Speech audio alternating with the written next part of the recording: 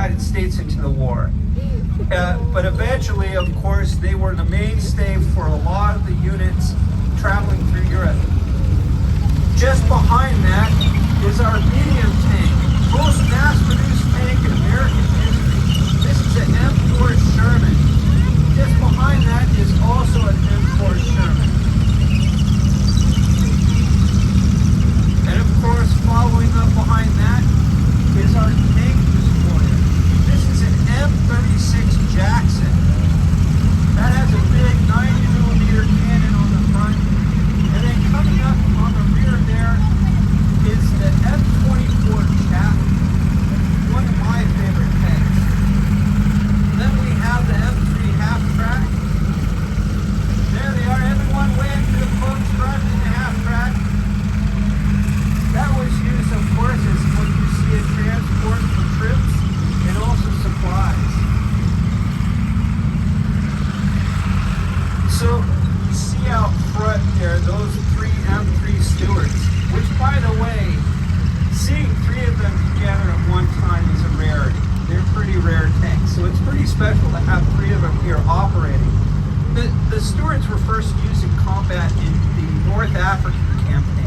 About 170 were used by the British forces in Operation Crusader. So we're talking about November to December 1941.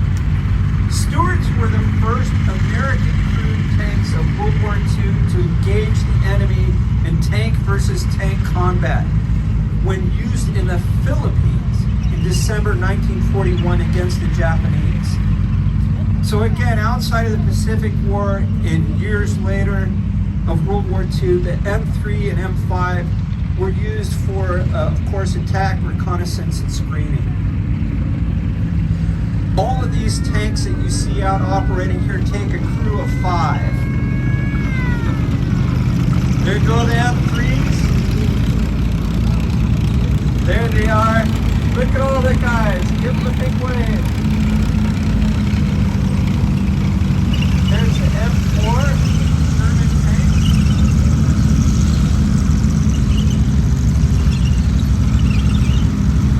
M4s range somewhere between 66 to 68,000 pounds. That M36 Jackson with a 90mm cannon, if you were to fire a shell off from that 90mm cannon, it could travel 11 miles.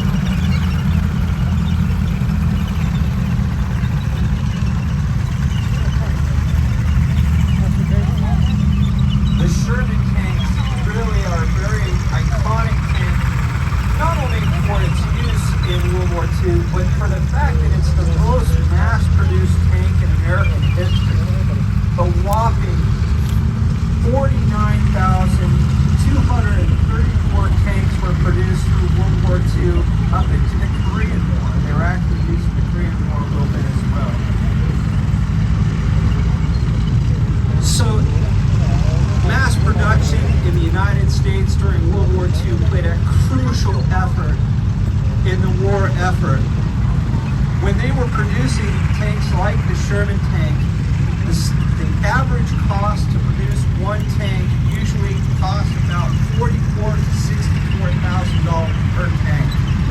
This is back in 1945. That's about $600,000 to $700,000 a piece in current time.